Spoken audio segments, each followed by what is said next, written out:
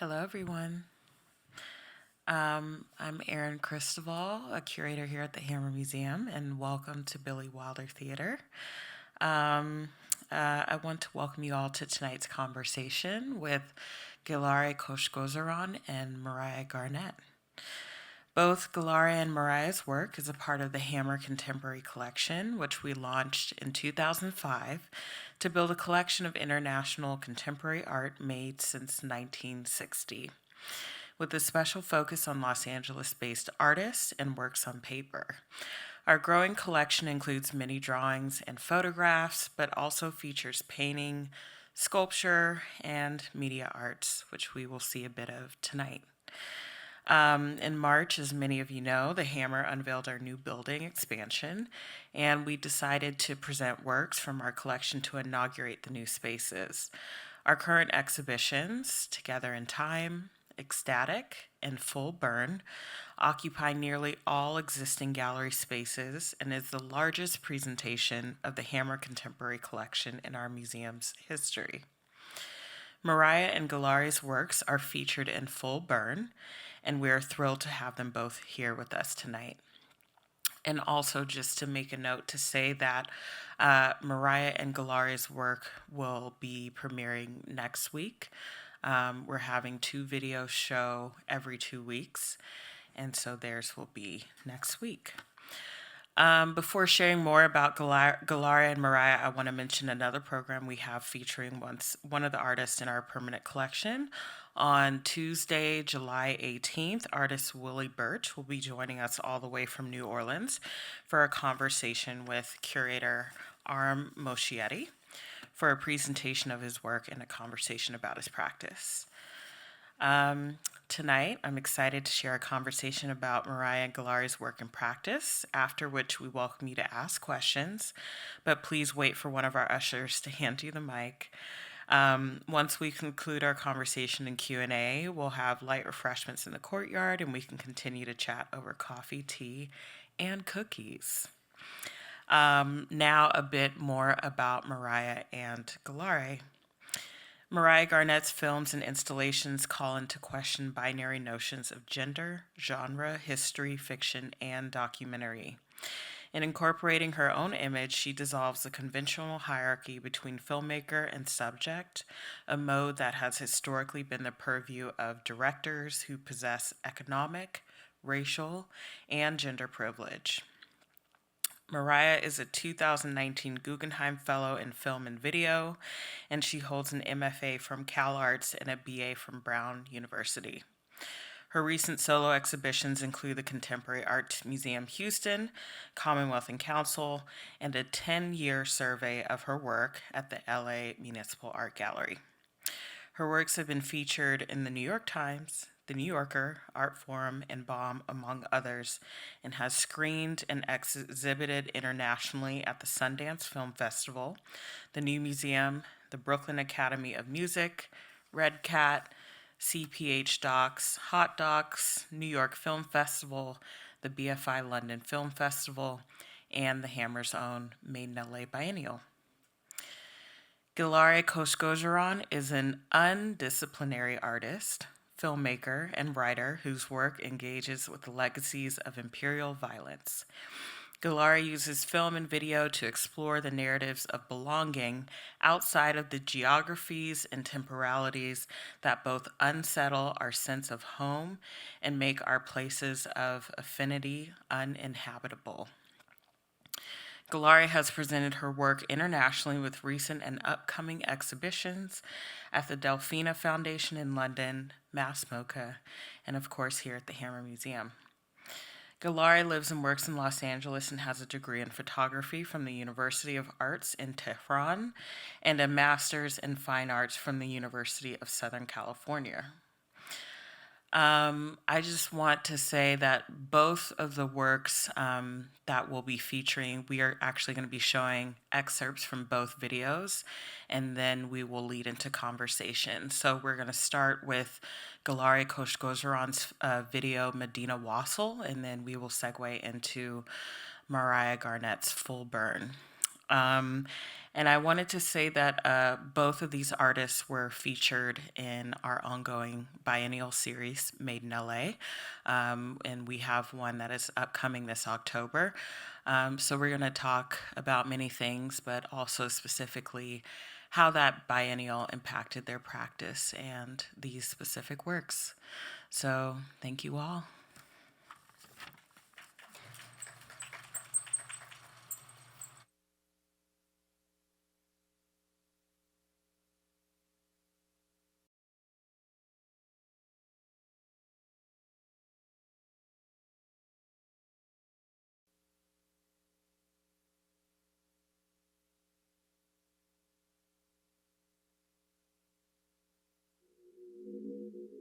By the time we were underway, there was enough daylight to see great big expanses of sand with good quality asphalt roads paved through them.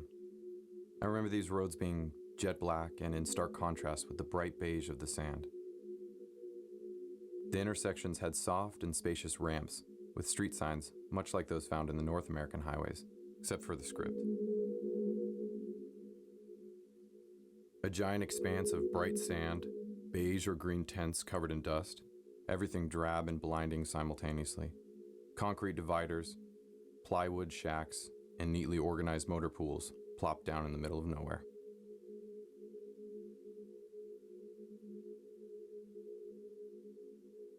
Being constantly surrounded by sand and the vastness of the desert had a cleansing quality on my thoughts and was oddly calming, reminiscent of the unobstructed horizon from the ocean's speech.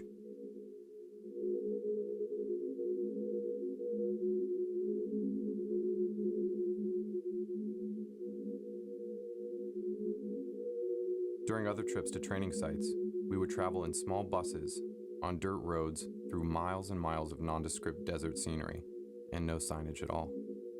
There was the occasional rocky hill or dune or camel herd. They look at once comical and beautiful when they run together. Dead cattle weren't disposed of like they are here and would be left out to bake in the sun. People would stretch their hands out as we passed for whatever we had. We were told not to bother. The paranoia of improvised explosive devices had been drilled into us repeatedly.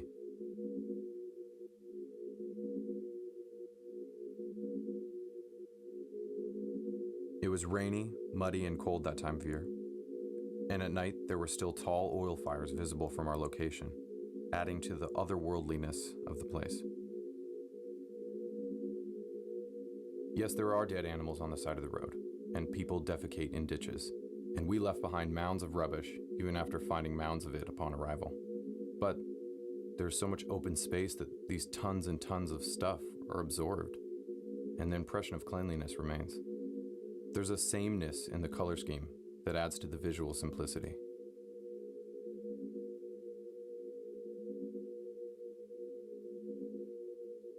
There was a constant smell of aviation fuel in the air, and the permanent sound of blades beating the air.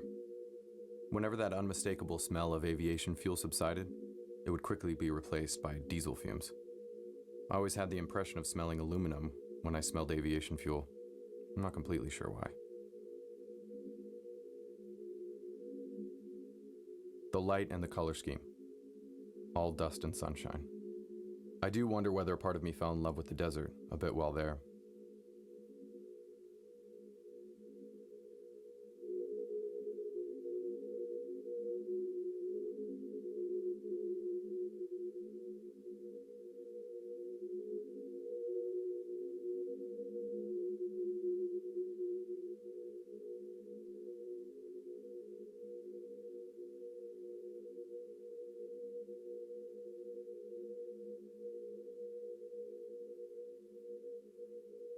You could see the landscape.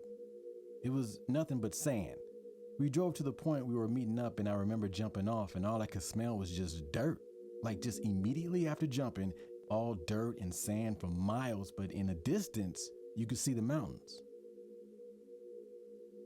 You can see mountains from a distance, and it's kind of flat. It's nothing but dirt and sand. You can smell the sand. When I first got there, it was just ice on the ground, and then it was kind of cold, and it rained, then it was hot, and then there were sandstorms. but it never snowed.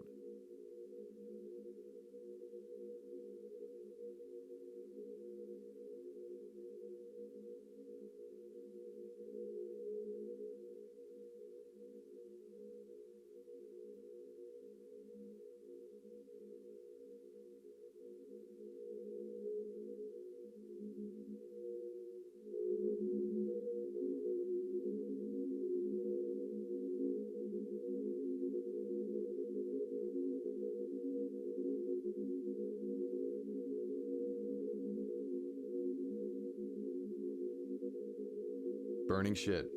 Years of stagnant compounded waste. Everything smells like burning clay. I've eaten it, I've tasted it, and I can identify those things.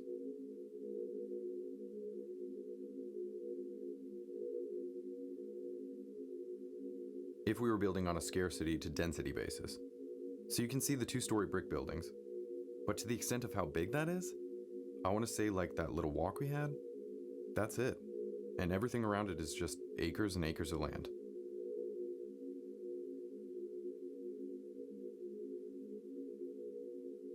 Well, when I first came off, I didn't see the dead cattle and the dead boy.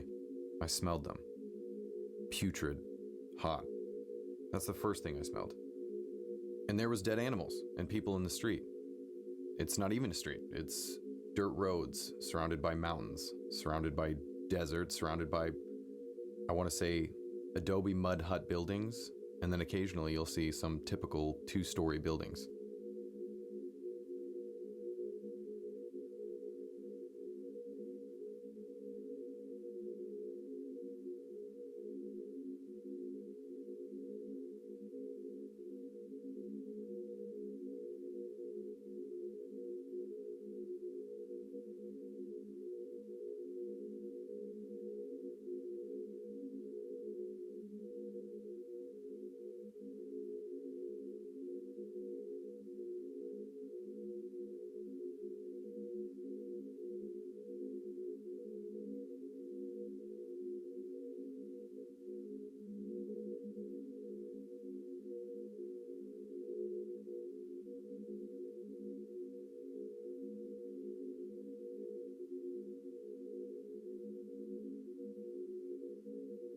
In that part of the desert, it's 20 below, just like any desert. There's no city there, but you can see a couple miles in the pitch darkness. It's just moonlight illuminating off the desert ground. Now that's in one direction, towards the south.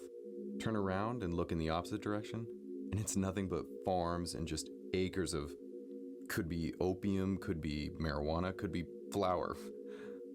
But I would know if I saw a flower. It's yellow. All I saw was green.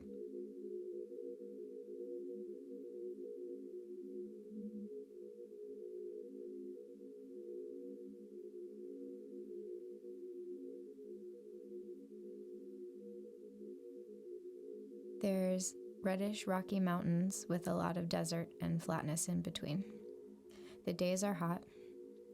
The nights are freezing, but it's the most beautiful landscape I've ever seen in my life. There's no light pollution to disturb the skies, and there's not that many clouds, but the sandstorms are intense.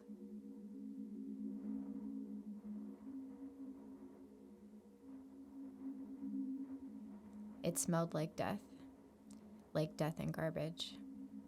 I assume the death smell was partly because of the war going on. That was when I got my first whiff of what it smells like when human flesh rots. I mean, whatever sits in the sun, it doesn't really do the body good. But even when they would clean it up, there's only so much the incinerators on base could take.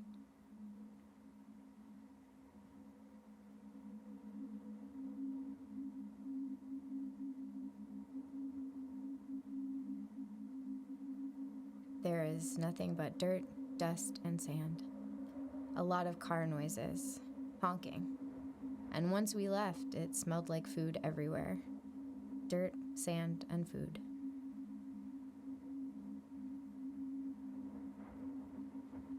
It was very desolate. That's how it felt. It felt like we were the only thing for miles and miles.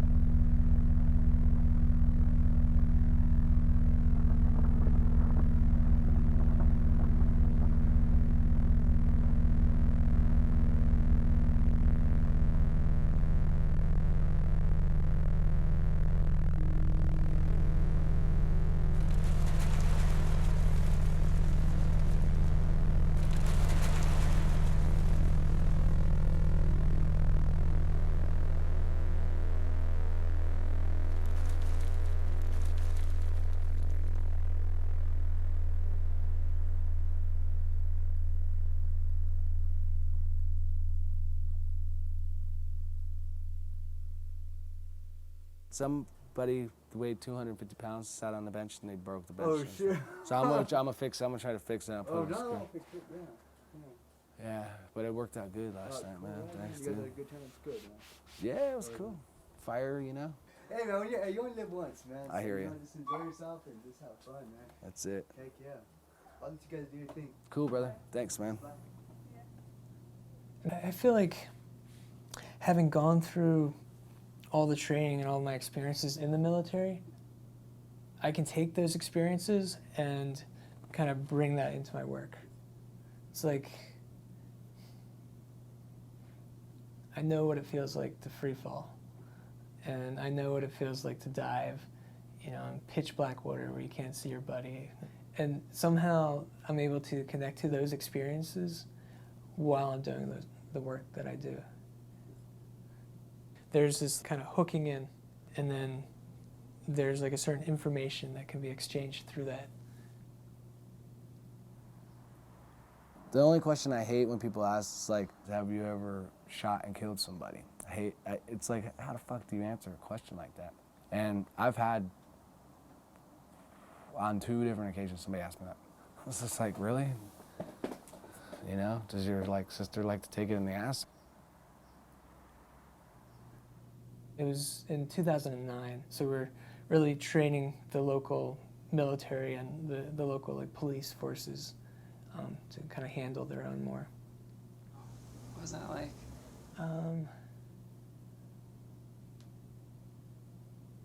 We were filming downtown Los Angeles. It was about zombies and stuff like that.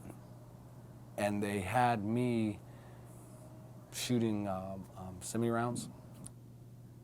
I'm just trying to think how I can phrase it. They handed me an AK-47, and it was literally shooting flames out and it was making a sound like a real gun. And there was, I don't necessarily say it caused a traumatic experience, but it definitely brought me back to being in combat. There was for maybe a split second that I feel like, you know, okay, you're firing weapons at people. in the U.S., people can be very, there's a certain amount of nationalism, and people can be very patriotic and really believe in their country. And I think it was a little frustrating to see that there wasn't as much of that. When I first came into the Marine Corps, I was actually going to school as a theater major. It was super spur of the moment. It's sort of surprised because I didn't talk to anyone about it. I didn't ask my parents about it. You know, I just went and did it. They were recruiting junior national champions from boxing, wrestling, judo, and taekwondo, all combative sports, thinking if you're a fighter, then you'll be a good soldier, which is probably a good idea, which is probably smart. It didn't come from any deep-seated feelings of patriotism or sense of duty necessarily. I just wanted to understand what that life was all about. Well, I come from a long line of men who served. My grandfather, my father's father, told me that the Perrys go and fight, boy. The Perrys join, and we fight. At 18, when I swore in, at 18, you don't really know what you're going to, at least I didn't know what I was going to do with my life. I didn't know. How old are you, Mariah? I'm 34. Okay. Well, you know what you're doing then. When I got back, I ended up taking a job as a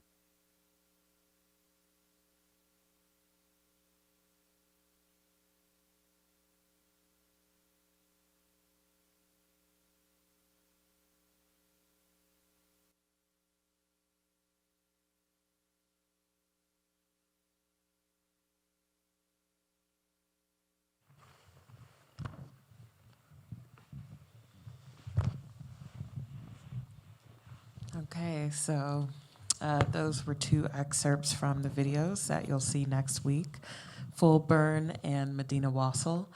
And, as we were putting together these constellation of collection shows, we were thinking a lot about pairings, whether it be mediums, concepts, etc. And I think there's so much clear synergy between both of these videos, and I think one of the biggest sort of themes that come out of them is the aftermath of war. and American imperialism, and how that affects individuals when oftentimes these people are taught to be in a sort of communal base or not to sort of show individualism. But before we get into the videos, I think I want to just go back to both of the Made in LA. So Medina Wasl came out of Made in LA 2018. Full Burn came out of Made in LA 2014.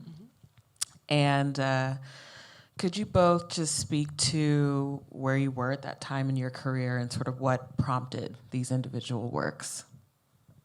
Do you want to start? You have seniority. Oh, okay, yeah, I'll start then.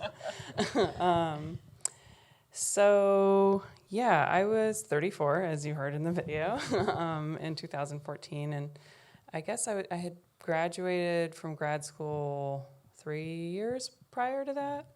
And I was kind of at a moment in my career where I was kind of, I had a little momentum coming out of grad school, but like 3 years out, it's like, is this actually gonna happen? Am I going to stay being an artist, or am I gonna have to like find some other kind of job? And I don't know, was it worth it? Kind of, it's kind of a scary moment a couple years out of grad school. So getting invited to do Made in LA was like such a huge deal at that point in my career. I'd never done an institutional show. I also got my first grant that year. I got the California Community Fund grant that year. So it felt like a really important year actually in my career as an artist, because it was kind of coming at this like, okay, is this gonna work out? I don't know, And the idea for the film, so parallel to going to grad school, and then after grad school I kept doing this job. I was doing behind the scenes videos for photo shoots in LA. It was like mostly men's health and like muscle and fitness and like all of these like fitness magazines basically. And I was on the set of a Newsweek shoot that had, the cover was supposed to be Charlie Sheen on fire. And they hired, he was like 4 hours late, but they hired a stunt crew to be set on fire, and then they like photoshopped his face on. And these guys were the stunt crew, and I was sitting there like waiting. I think it was like they were getting ready while we were at lunch, and I was watching this guy and his team like cover him in this gel that like repels fire. And he was wearing this like head to toe kind of like unitard with sort of like a ninja mask. Right. And it was these people just like gelling him up and getting him ready. And then as I was watching this, I heard someone sort of gossiping and being like, do you know that guy just came back from like 2 tours in Iraq and a tour in Afghanistan? And then he walked onto set and got set on fire. And it was just like the combination of watching the prep and that happen and hearing his story, a little bit of his story, was just a really powerful moment. And I was like, that's a film. I'm gonna make a film about that.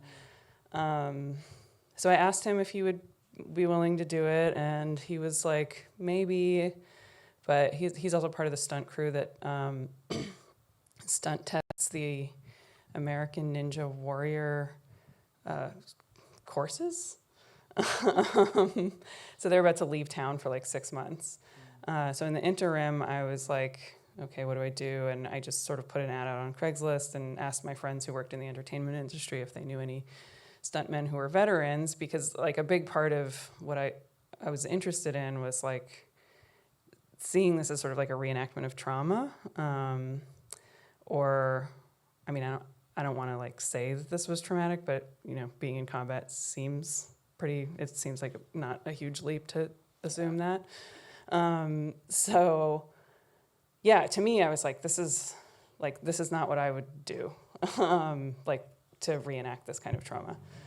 So I was curious if that was like a big thing in the industry, if there were a lot of like ex-military, and then it got me thinking about labor and cultural imperialism, and like the legacy. I mean, none of this is really in the film, but the connections between Hollywood and the military, and like, you know, like all of the invasions in Latin America in the 50s, where like the U.S. military sent Disney movies down there, and like with the express purpose of promoting capitalist American values. So, so thinking about labor and imperialism and like where those things intersect, and like the individuals who kind of get like drawn through that machine, and yeah, what the effects are.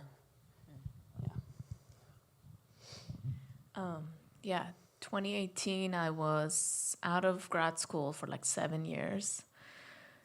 But yeah, it was like after a while, like a few years after grad school, I was not really practicing much because I had other things to deal with. And I had just slowly found my way back into making art, and I had got the CCF like a few years before that. But it was like a big deal in the sense of having money to make, like getting a commission.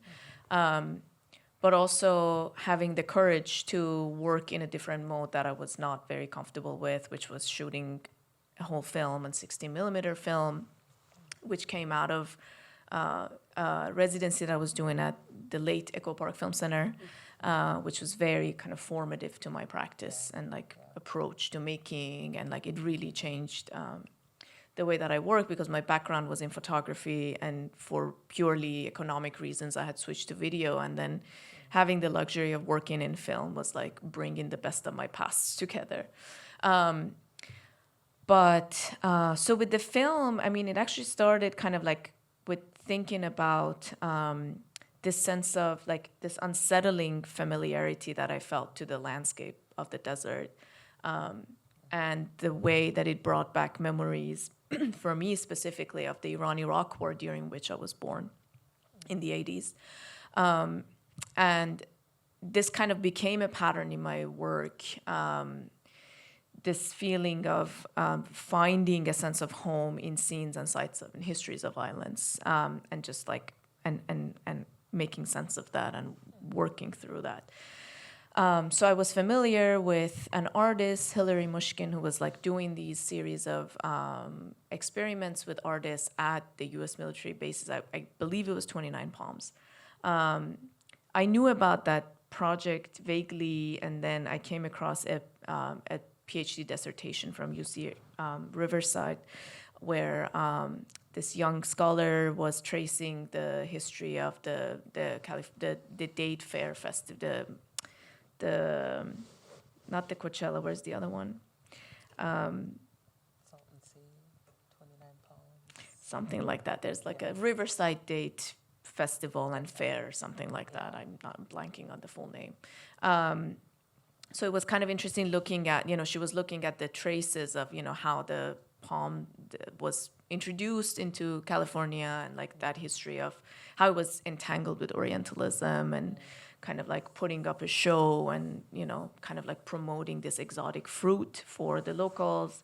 So it was kind of drawing lines between that history and the war on terror, but specifically thinking about my position also as a new refugee. And like at the time, I was also looking at like different kind of like possible jobs for me, which at the time, like it was mostly in like the intelligence, and it was like the army and the CIA would be like my perfect like prospects of a job with an MFA. But then it turned out that at the sites that I was looking at, namely, these like Middle Eastern towns that are very fungible, like in the sense that, it could be Iraq or Afghanistan, and it doesn't matter. Like the languages in those places are different, the traditions are different, the ethnicities are different, everything is different, like, and the climate is different. But they came together in this mesh of like, the Middle East. And I was kind of interested in like throwing further twists at that, as opposed to kind of like trying to like parse that out and like take on a more like a pedagogical or didactic approach into like, telling, how X is different than Y. I was like more interested in kind of like bringing like a third position and like implicating the audience in a further mess of like, what are we actually looking at? But yeah, I mean, the thing, like thinking about labor, what I realized was that, and speaking of trauma and re-traumatizing, what they did in one of those towns they do it, there's like multiple ones, and this is just the one that I was able to gain access to, which the military proudly opens up to the public. It's like a campaign. The fact that recent refugees that have been displaced from places of extreme violence and uninhabitability, they're hired to play as extras in the scenes of, reenacting the roles of the locals. So there's like a souk, and they're the local vendors.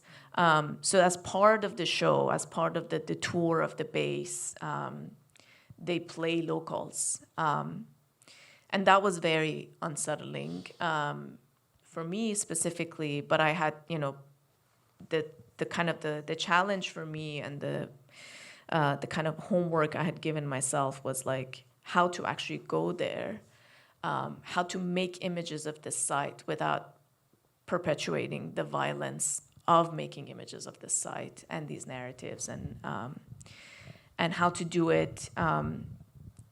It's never purely 100% ethical, but how to do it in a way that that is thoughtful. And one way of doing that was to limit my access and shooting on a Bolex camera, and like dealing with the limitations of that, and setting up certain criteria for myself of like not to shoot images, not to get like the events that they think is like the site of the spectacle. Missing out on things, losing a lot of the kind of the moments that to them is like the pinnacle of like the spectacle or whatever, but also like really bringing in the way that I relate to this landscape, both as a recently displaced person, but also, thinking about memories and like this sense of like landscape and psychological landscape, and how it ties to a sense of place and belonging through this thread of violence. Yeah, I think what's coming up is sort of this very intentional history of American cinema and the strategies that are used. It even takes me back to, I'm totally blanking on the name of the film, but a film that was made by one of the founders of Hollywood that was this extremely racist film in which a black man raped a white woman, and the whole sort of project around this film was that people would go to the theaters, especially new immigrants coming into the country. They would view this and they would understand that black people are bad or violent, etc. Birth of a Nation, thank you. But I think that the notion of the spectacle is clearly prevalent in both of the films. So Gelare, in your film, you're kind of removing a sense of spectacle in a way of a sort of reparative way of thinking about these spaces, whereas Mariah, you're sort of embracing the spectacle and the individuals that are participating in the spectacle of the stunt. I'm curious, when both of you were talking to these individuals, how they felt, because I think, in your case, thinking about these people who are actively doing stunts, did you get the sense that that was reparative or sort of releasing for them to inhabit these highly physical, combative moments on camera? Did that do something for them? Gelare, in your case, I think what I found fascinating was just how poetic so many people were in describing the landscape, and such a focus on the landscape, and perhaps did the poetics sort of override or smooth out some of their experience there? So can you both sort of talk about your approaches and what sort of questions you asked these individuals? And I think ultimately what both of you did was humanize these individuals. I kind of based my questions on this Werner Herzog film called The Great Ecstasy of the Sculptor's Diner, which is, I think, one of his first films. And it's about an Olympic high ski jumper. And there's all these questions about death and fear of death and performing this type of spectacular feat of athletics. And then also how do you locate the risk to your life that you take every time you do it? So I think I kind of pulled some questions from there. I was really careful to not ask any specific questions about combat, and I think it was like 5 or 6 questions that I asked these guys, and it was like, were you ever injured in combat or on set? What kind of training did you do for each? And it was kind of like trying to ask the same question of their experience in the military and their experience on set. And it was very sort of like practical and technical kind of questions. In the film, a little bit later in the film, one of the guys does kind of describe sort of having he says it's not a traumatic response, but he said he kind of had a flashback to being in combat. I think it's in the clip that you guys watched, during like a zombie movie. But then there's also, an alternate perspective, which is like, I'm so grateful for this job. I get to like shoot people and strawberry jelly pops out of their chests, and I get paid way more money than I ever dreamed of.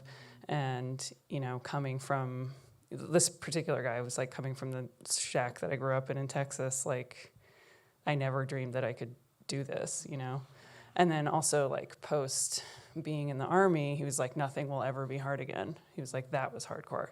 This is whatever. And he also says that he loves it.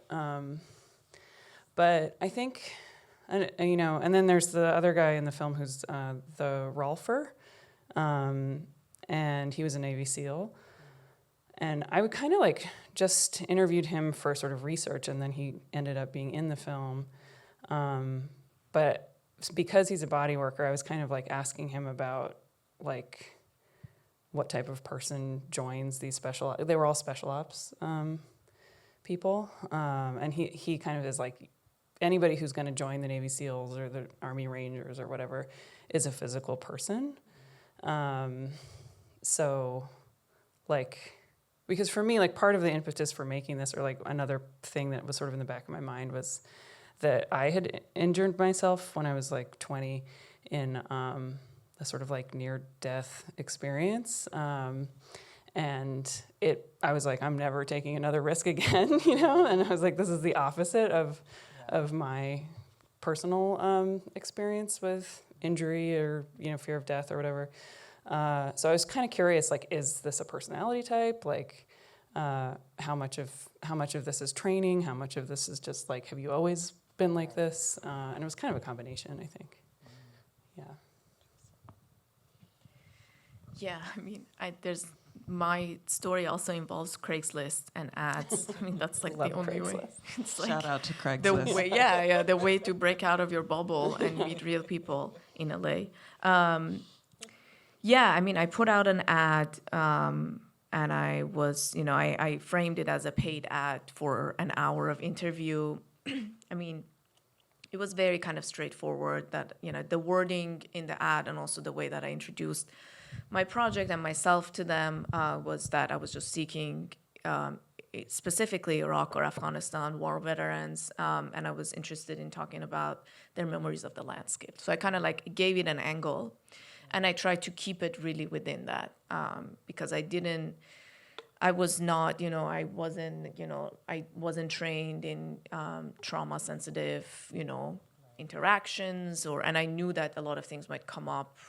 So I always met with them in, public venues, and some of them were accompanied by a family member or a partner. I tried to keep the questions very kind of limited within, like not try to get into the political or the ethical or the personal or the traumatic of mine or theirs, more into, what do you remember? Like, what was this place like? What were the colors? What did the sand, like what smells do you remember? Or like, so, it got very kind of visual, and depending on the person that was sitting in front of me, sometimes it was a lot more detailed and elaborate. Other times it was kind of like they were trying to get to something that they were really not interested in. So that was kind of the criteria for me, or like the way that I would engage with these individuals. But then I decided also that, another kind of like anthropological kind of curiosity of the project was who would respond to an ad of, responding to my questions, this random stranger for $50. Even though, it's a very simple job, you would think, but like still, like who's looking on Craigslist for those jobs and who would need those $50? So then I decided that, and also knowing how the military industrial complex works and like the way that they recruit people, that the way that they, the kind of the most vulnerable in a lot of times, from the lowest, class, poverty levels in this country, like we know how this like recruitment thing works. It's not really like an ideological thing at all times.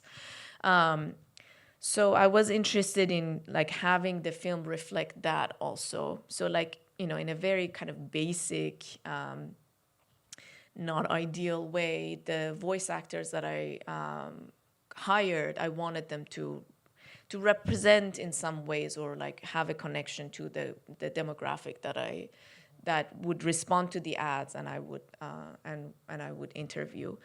So but then there were people that I was connected to through friends or friends of friends that were veterans turned activists. Like there was one person that was very active in protecting veterans from being deported, veterans who were undocumented and joined the war and they were risking deportation because of some, criminal record in their history. And again, the complications of that, of like, coming back from these wars, not getting the care that you need, and then, that turning into something in your history and that making you more vulnerable to being deported.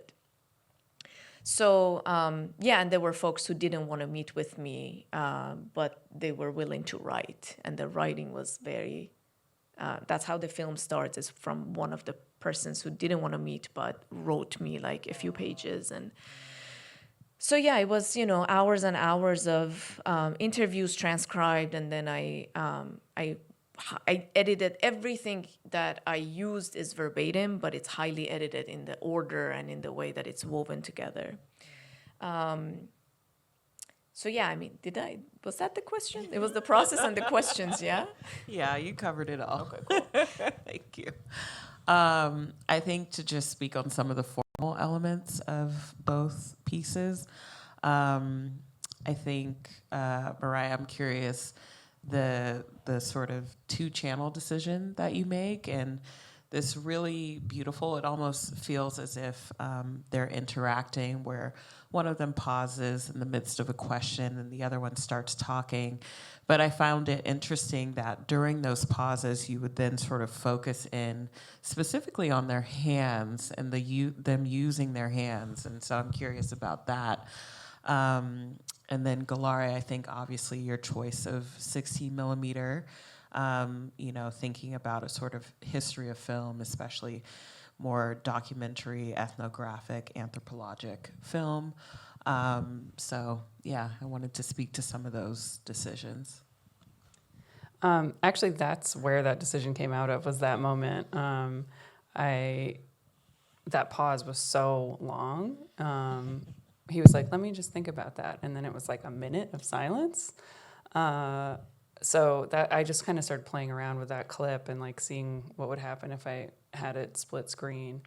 And then I decided to just do the whole movie that way. And I think part of it was about like initially I edited it just one channel with just one guy's story. And and all the other interviews I'd conducted, I was thinking of as research. But it was that one moment with that one really intense pause, because I was playing around with the research footage, which is always in my process, the research footage always ends up in the final thing, and maybe even takes over it. I think like the way that I set up the questions were kind of trying to erase the context of whether it was military or Hollywood, and blend them together so that it was like unclear whether they were answering a question about being on set or in the military. Sometimes it's pretty clear, but sometimes it's not. So I think I was kind of maybe doing that a little bit with identity in those moments. And the choice to focus on hands, I think, again, I was thinking about labor a lot. So I was thinking about the tools of each of these people's labor. So the guy who said the thing about the zombie movie, he's a motorcycle and horse stunt man. So it was like, I think he was the first person I interviewed too. So I wanted to film him like interacting with his bike, and cleaning it was really all he had to do that day. And then with Bill, who was the Rolfer, that was me getting a massage. And yeah, I think it was all sort of modeled off that first interview of him cleaning his bike, like every subsequent shoot that I did. But yeah, I mean, I was thinking about like these men interacting with the tools of their labor, and taking care of them. And then the guy on the phone, when I interviewed him, he was on his way to LAX to go to Hong Kong to be in an action movie. So he's the only one who's not in the film, and I got a friend to do a favor, and rented a car and like just filmed him fake talking on the phone. So that's the only kind of constructed, besides the obvious stunt in the beginning, moment in the whole film. Yeah. Yeah, the 16 mil, I think, the thing that I mentioned about the economy of working with something that has like very clear limitations, and not just, the fact that I can't afford, like when I start a project, I know that I have a set number of roles that I can work with, and working with the Bullocks, there's the 30-second limitation, and, so like loss is always like calculated into whatever I can shoot with, or whatever I'm shooting, and also like the fragmented nature of it. I'm very drawn to that, as opposed to having like long, uninterrupted shots, but also the risk that comes with, and I don't want to romanticize it, but I think there's something about working with that anxiety of like knowing that there will be some degree of loss, whether or not I like it. And the time, I often really enjoy, the time of, if I have any sound recordings of the scene that I can listen to while the film is being developed, and kind of like giving myself this like mandatory pacing of not having the thing that I shot in front of me immediately. I realize that it's very good for my specific process of making films. But then also, thinking about the history of the Bullocks, it's also, 16 millimeter film is, it's safe enough to change in like bright daylight almost. So, practically also that was like another thing that, I was happy to have, and like we could turn things around quickly. But also the camera is so handsome that, showing up to these sides, all the soldiers were like turning around, like some hot guys like walking, like I was like with my Bullocks, and they're like turning around and like like making comments on the camera. And I was like, wow, like, that's when kind of like a moment of the absurdity of like the security apparatus also kind of like falls in front of you, because like, I can't take a photo with my phone of the federal building, but then here I am with the Bullocks, and everyone's like, almost like the guys are like, oh, this like nice tool that you have, and like they drop their rolls and they come talk to me about the camera.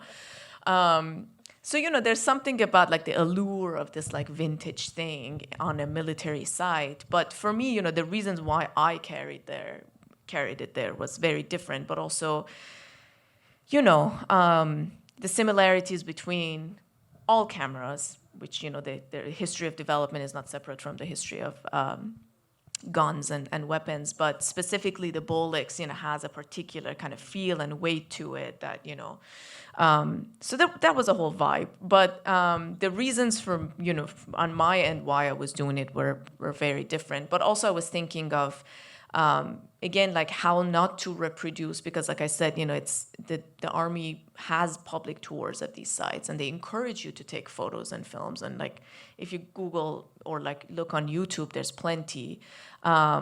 but like, you know, having like not to reproduce that, to me, like one way of doing that was going with this set of limitations and with this camera.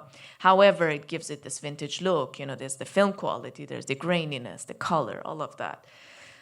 Which to me, you know, the way that I made this film and others, you know, I kind of like, it's like this cake that has all these layers, and like depends on how deep you want to cut through. And like, it's okay if you just want to dip your finger on the cream on the top and put it in your mouth, or like you go all the way through the strata to the bottom.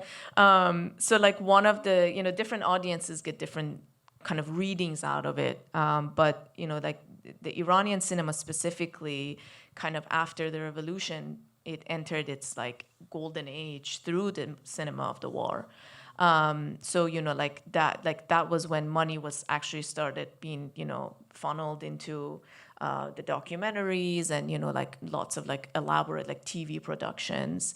The cinema of the war in Iran was like the beginning of like a regeneration of cinema in Iran and like TV production. So, you know, those grainy images that like I grew up with, and, you know, I kind of identified with, and I connected to, you know, my experiences of the landscape in the desert here, I kind of wanted to have this sort of the aesthetic, you know, similarities between the two for the audience who might be able to recognize that and remember that. And of course, like with the scenes of like reenactment of me wearing the military outfit, the Iranian military outfit as a child soldier, you know, that was also like a part of it, of like, you know, kind of like making the film almost like the reawakening of the child soldier that like as a child I had this like queer desire to be, but kind of making the film this ambiguous thing towards the end that like it all looks like a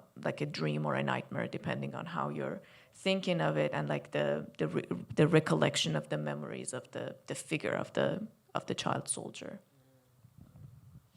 Yeah, I think, and this is my final question, then I'll open it up to Q&A, but I feel like the queering of hypermasculinity is also very prevalent in both. And so I guess, Mariah, could you speak to that? I know I think it was in the excerpt where one of them is talking about what being an alpha male means, and you know, also I think specifically your focus on men who went to war.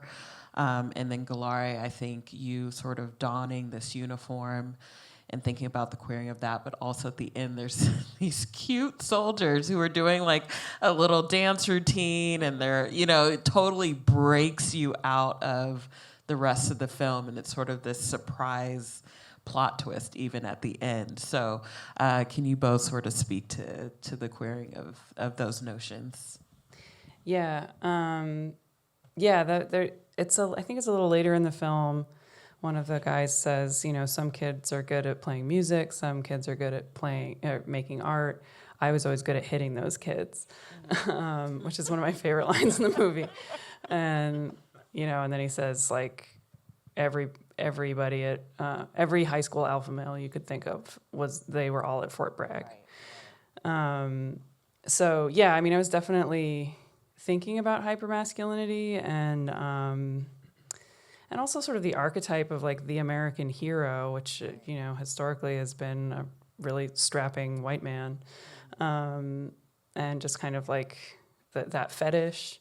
And, you know, I think also a lot of the shots of the hands are related to that fetish, and sort of like, I mean, there is this sort of erotic overtone in a lot of the film that I don't really know how to talk about, but it's related, I think, to the fetish of hypermasculinity and kind of looking at it through a queer lens. Yeah, and in a lot of my other films, I kind of like do a performance of this hypermasculinity. Like in my film about Peter Berlin, I, you know, impersonated him. And, you know, I mean, my dad's not like the biggest macho man in the world, but I also like, you know, I impersonated my father in a film. So I have sort of like part of my practice is being in films, kind of like inhabiting these masculine archetypes. And I was really struggling with what to do in that arena. with this film, because it felt really disrespectful to kind of like dress up like these guys after having interacted with them. Actually, one thing I did that didn't end up in the movie because it was just sort of like a gesture and a way of getting to know them was the guy who performs the stunt lives in a house with like 8 other stuntmen who are also vets. And they had Tai Chi in their backyard every weekend.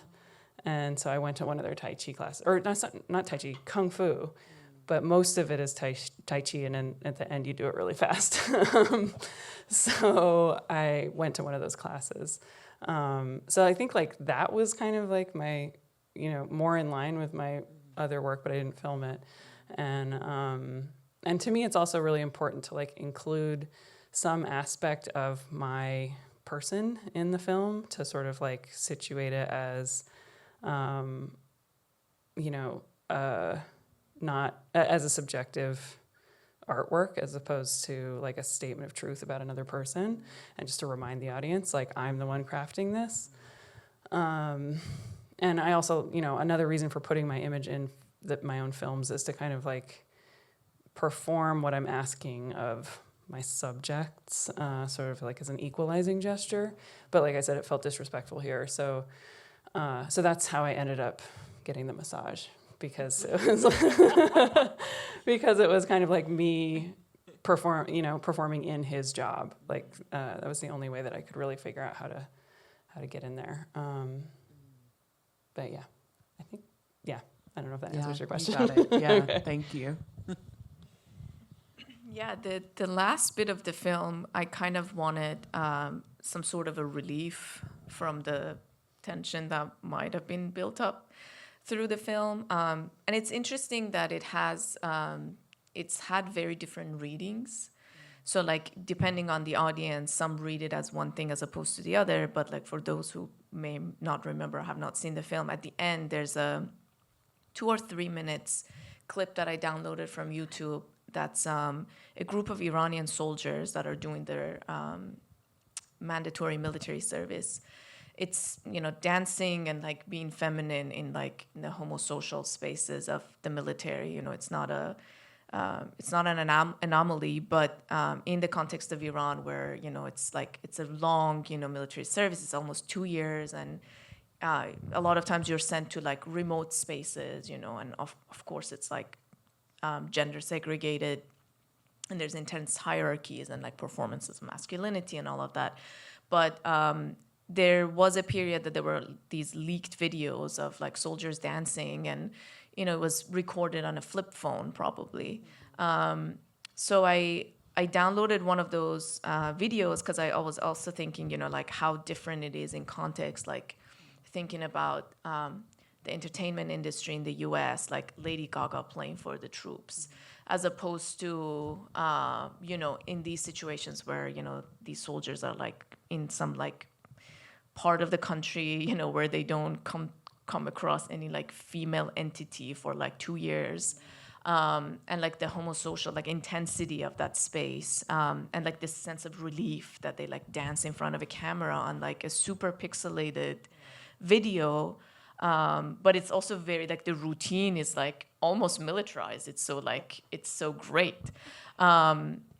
So I kind of I used that at the end, and again like left it ambiguous. Like some people read it as like, oh, like U.S. soldiers are now dancing in the end and celebrating. And I was like, I'm not gonna like try to comment on all these kind of interpretations.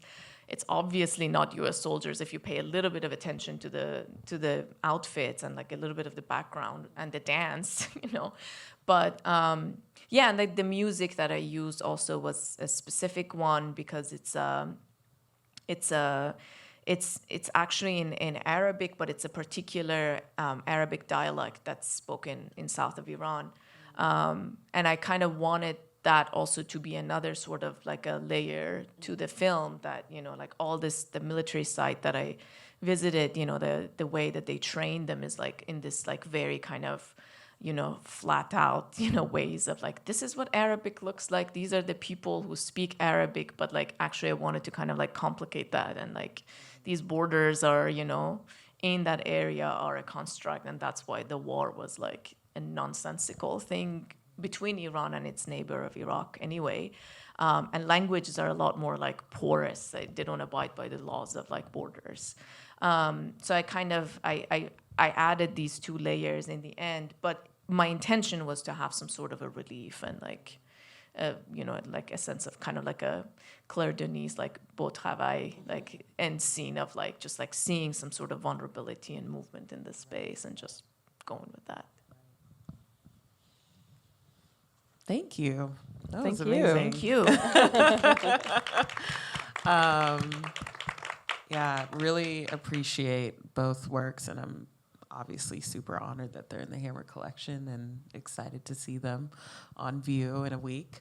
We are going to do a short Q&A, so we have some folks here who have a mic, so just wait until the mic comes up to you, and feel free to ask away.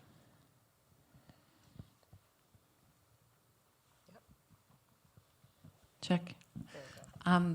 Those clips were so entrancing. Can you just remind me, how long are the entire films and where can we see them again? And what are the titles? Mine is 20 minutes and it's called A Full Burn. And you can see it at the Hammer next week. Yeah, mine is called Medina Wasl Connecting Town. It's 31 minutes. They're installed in the gallery up there, right by the red stairs. Yeah, in the courtyard space, which is typically the gallery that we use for film and video. So, yeah. Any other questions? No? You're so captivated by the conversation. I get it. It happens. Yeah. For Gelare. Not for you. Sorry. We can talk about it in the car on the way home. That's right. Thank you so much. That was just amazing. It was really great to hear everybody talk about this and see those films and in relationship to each other. It was really moving. And Gelare, I don't know your work very well, and I was just so excited to see it in this context and get to hear you talk about it. I was so happy to hear you talk about the process, because it was really captivating. I was like, this is really weird text. Okay, this is real text. No, it's not. It's a diary. No, it's not. Wait, it's an interview. Not ChatGPT. This is no, before definitely ChatGPT. Not what I meant. That's not what I meant by real. But I really liked. It was interesting to me. Like, I guess like the like the removal and the sort of like I guess like what you would call negative space in the film about just the filmmaking being poetic and using these limitations, and then like the dialogue being, poetic because of these limitations that you and I really was wondering. I'd like to just hear you talk more about how, like, I mean, even when you were talking about the camera, it's just like everything was sort of about these restrictive sort of parameters that helped make like, even thinking about the camera being in that landscape and like dust and like this big ass thing, and it's like hot and you're like, oh, like carrying this fucking thing around. And yeah, just like, do you think about limitations and parameters a lot in your work in general? Or was this like, did you feel like it was like something that, like the word reverence kept coming up, like you needed to have reverence in order to like even approach the subject in a way? And I don't know, just curious about, sorry, I'm just kind of rambling now. No, it's actually a really good question. Thank you. Yeah, I mean, with this piece, I would say, I think there was a sense of my intention with the way that I made this piece was this sense of evasiveness or impossibility. And that's why I was layering these the descriptions of the landscapes of actual places over the place that is supposed to resemble that. So there is a constant dissonance between what's being described and what's being shown on camera. But I like leaving that ambiguous in the sense of, like for the viewer to really try to find themselves either in the voice or the image somewhere, and try to kind of like make the connections and either ground themselves or get further lost. Because of, the place where the knowledge of, where these recollections come from, these are people that were brought within a military setting into a place, like into a city like Baghdad with it's intensely rich history of culture and literature and poetry and food and religion and what have you, and music. But then, you experience that place in a military base, and your role is there to kick, people's doors and frighten them. So that is a definite vantage point for me that, I was curious about, but, I didn't want to exploit. I didn't want to romanticize. I didn't want to, make it more than what it is, but it is a vantage point. So I was interested in tapping into that. And then with the shooting of the desert landscape on 16 millimeter to try to see, what will come out of the aesthetics of, doing, making the images in the way that I did and having the voiceovers. And also the voice actors that I hired were not professionals. There's a lot of hiccups that you can hear, lots of mistakes, and budget was tight. We couldn't do more than two. They were also from Craigslist. Yeah, definitely. Craigslist sponsored by Made in LA, Craigslist. sponsored by American Craigslist. Spirit Airlines. So that was kind of the intention, and leaving things in that ChatGPT sense of where is this text even coming from? How is it put together?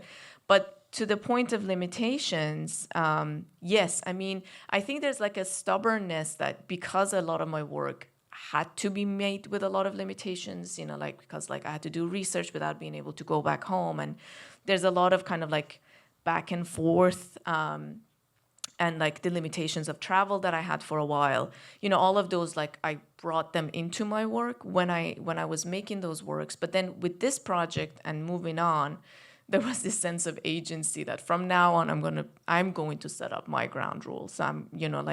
There are limitations, but I will set them up for myself. And with a new project that I just finished, I really was embracing the sense of loss that would happen because it was also I'm not going to get into the details of it, but it was also because this film was very informative in the way that I would make films since 2018 on, and this last project that I did is very much kind of endowed to the way that I experimented making this film, and it's very process-based. There's a living situation and coming out of that and then waiting for the footage and the anxieties of loss of not just footage and images, but the abruption that comes out of, cohabiting a space with a group of people and the severance that happens after that. And you're processing the loss as you're anticipating the emergence of images.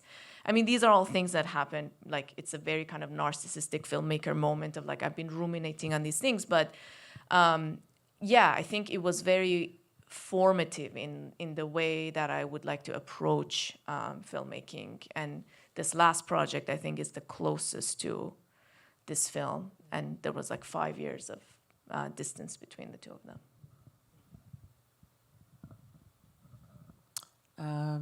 Any more questions? There's one up here.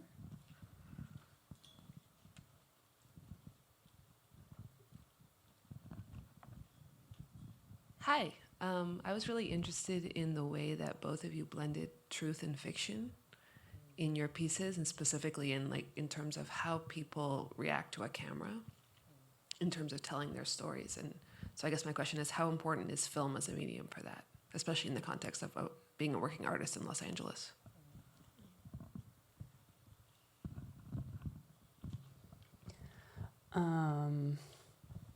I don't think there was much fiction in this piece of mine, but there is in other ones. So yeah, I feel like this one I was really trying to make a very straightforward documentary, which I obviously didn't succeed at. Like that was my intention going in, and then I just couldn't. It was too boring to do it that way. And actually, I think that's a big part of my process is keeping myself interested in the material. And that's where a lot of my formal choices come from, is just entertaining, and I'm not entertaining, but keeping myself interested. So yeah, I mean, this one, I guess the fictional element is that spectacle of the first shot. And the fiction is the time. That was like 4 seconds of real time. And actually the camera that I used to shoot that was built to analyze bombs exploding. But all slow motion video comes from that history, which I thought of when you were mentioning, the relationship of all camera, all optics, everything comes first from military research. But yeah, truth and fiction in film. I mean, in some ways, all film is a fiction, or it's a construct. You know, is it being constructed a fiction? I don't know actually, but you know, I don't actually really believe in documentary as a conveyance of truth. I believe sometimes fiction is a better conveyance of truth. And I do think that film is kind of important. It's still the only medium that, I mean, yeah, I can't think of a better medium for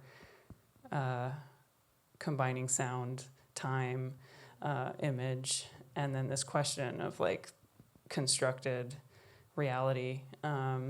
I guess video games do it, but I don't play video games. I know AI is trying to do it, but it's not quite there yet. So yeah, I do think it's important. What was the last part of your question about being a?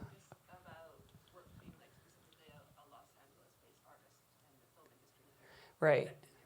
Yeah, it does. It definitely affects everything. Partly why I also brought up the fiction relation to your piece is that people you talk to work in as a Yes. stuntman replicating something for someone else, you know? Yeah. So yeah, I guess it was a truth about fiction or something about the construction of reality. It was a constructed true story about people who reconstruct false spectacular images of violence, explosions, the physical feats that are impossible. One of them also told me that no actor does all their own stunts. So some of them say that they do, but apparently not every single one does, or nobody does actually. They might not even know that they don't do all their own stunts, but yeah. I'm not gonna name names. But yeah, I mean, there's another example of it.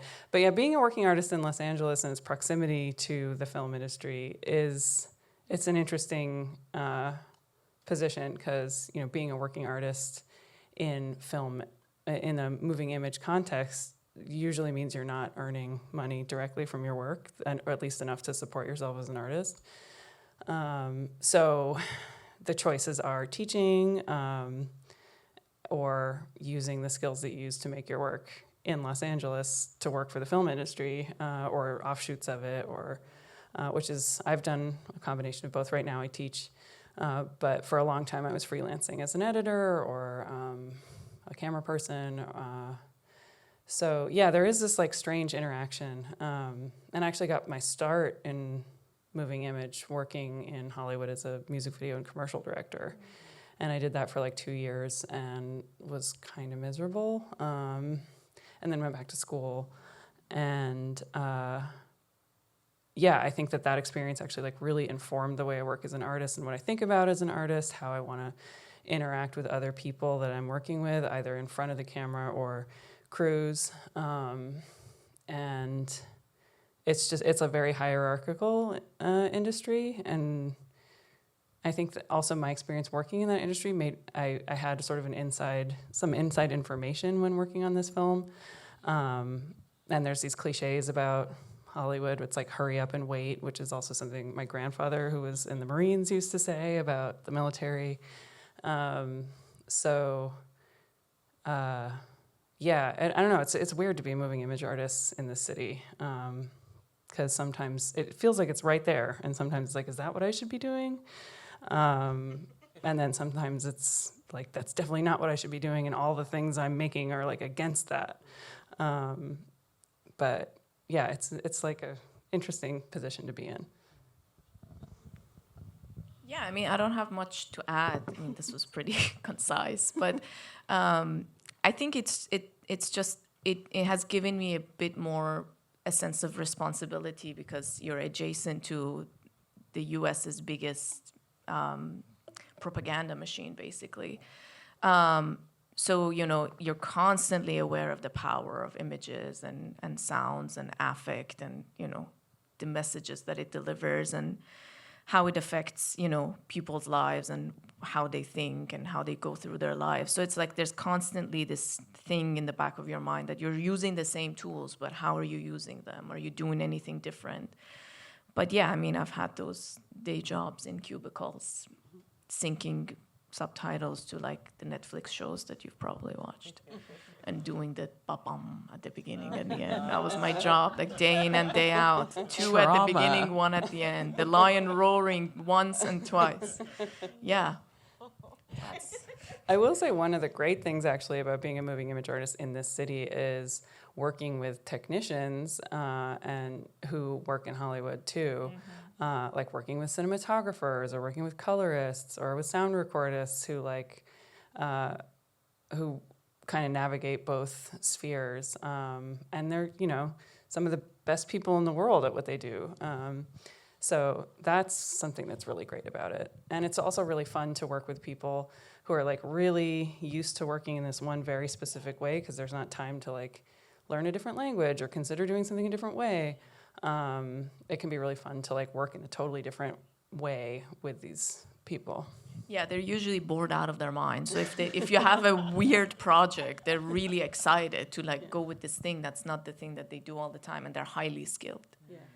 And a lot of them, you know, are creative people. They're artists, you know, and don't always get to express themselves fully in that way. And the prop warehouses are Oh my God, they're amazing. They're so good. Yeah. Actually, this is a different film, but the Peter Berlin film that I made, I got all of my costumes off the back of a Target Christmas commercial that my friend was a stylist assistant on. And she was like, go to the Warner Brothers lot and pick out whatever you want. So I was like picking out like jock straps and leather jackets and stuff. And they ended up on like a Christmas special bill. That's Hollywood, baby. There it is. And I think that's how we'll end it. Thank you so much to Gelare and Mariah. And just a reminder, these films will be on view here in a week. Thank you both. And also shout out to these handsome looks here you're pulling. I appreciate it. Thank you. And please feel free to join us for coffee and cookies. Thank you. Thank you, Erin.